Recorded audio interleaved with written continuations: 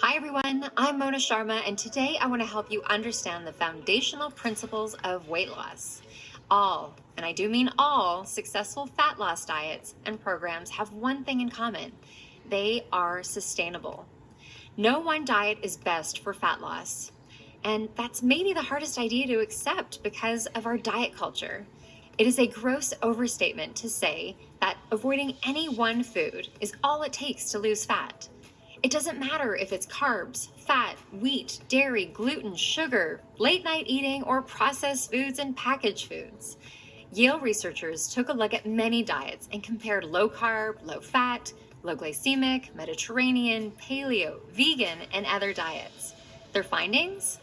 There isn't a clear winner because all can work for fat loss. The real secret is relying on a few principles.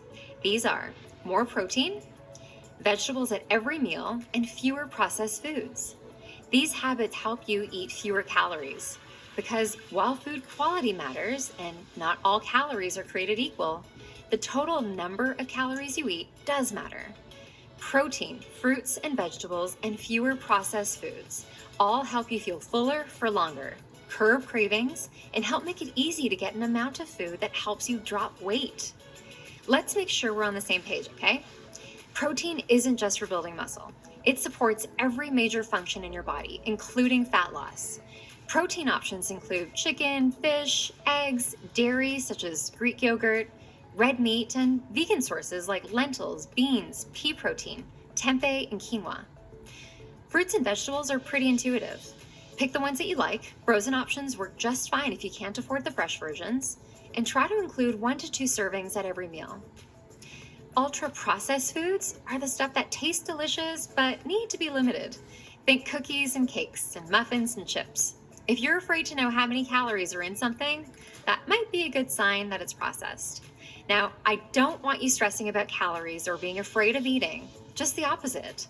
Part of sustaining weight loss is food freedom. The point about knowing ultra-processed foods was helping you use your intuition to understand what you can eat more of and what you should limit. For example, if you don't know what an ingredient is on a food label, neither will your body. But above all those food suggestions, the bigger factor is consistency. The longer you can stick with a diet, the more likely it is to deliver results. Assuming that you're using some of the guidelines above, your ability to stick to a plan and not constantly change it up is the most underrated and important part of making fat loss last. Most people have experienced losing weight, but it's usually for a short period of time, somewhere around 2 to 8 weeks. It feels good when it happens, but it's incredibly frustrating when the weight loss stops and the pounds find their way back onto your body.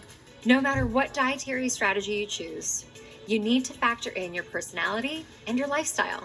Don't select a plan that forces you to only eat foods that you hate. It's a dead end. You need to make some changes on any diet, but not so much that you're suffering or miserable. When you keep these tips in mind, stick with the diet for a longer period of time, and remain patient and loving your body, that's when you'll experience the type of weight loss that lasts.